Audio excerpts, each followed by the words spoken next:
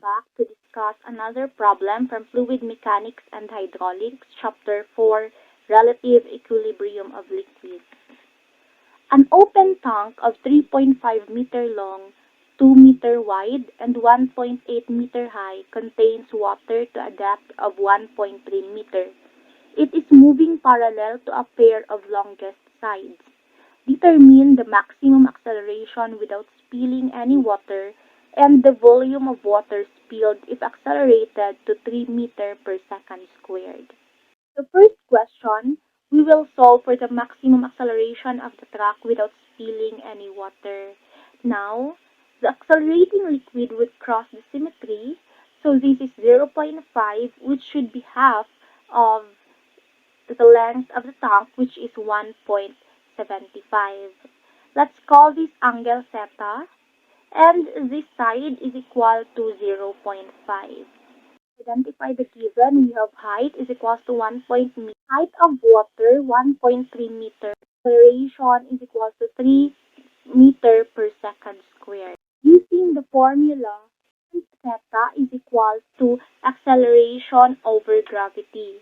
Tangent is just equal to opposite over adjacent, which is 0.5 over 1.75 equals to acceleration over acceleration due to gravity, which is 9.81 meter per second squared.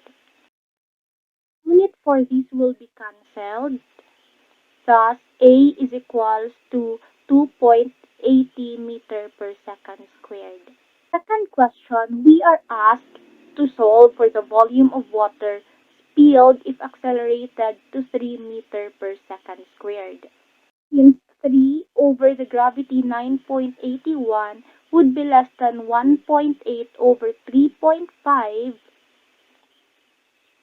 we need to assume its resulting surface, and we will call this 1 y2.